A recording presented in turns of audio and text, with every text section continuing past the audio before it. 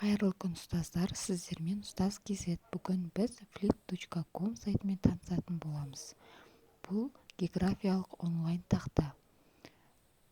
Осы кнопканы басып, өзіміздің Google аккаунтымызды тіркейміз.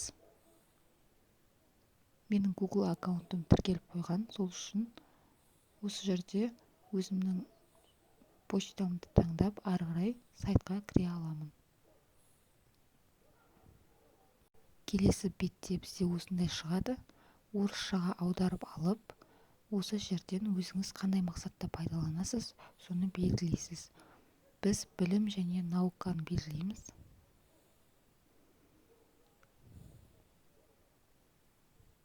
Қызыл кнопканы басамыз. Осындай бет ашылады. Астындағы бөлімде түрлі құралдар бейнеленген. Текст жазу, карандаш, қию, немесе закреплять ету.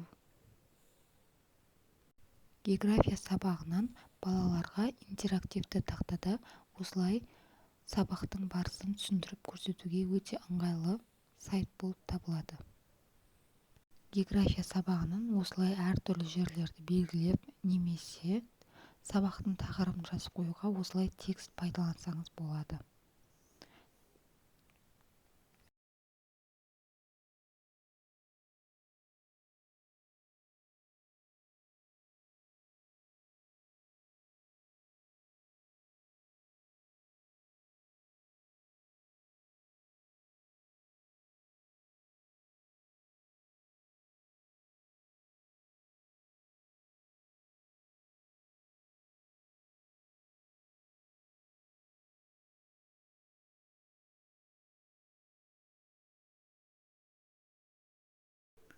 Келесі бетте біз сурет жүктей аламыз.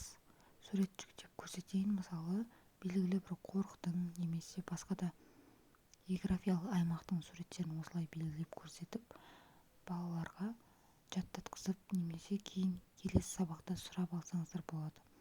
Картаны осылай жақыннан және де алыстан көрсетуге болады. Өте ыңғайлы платформа.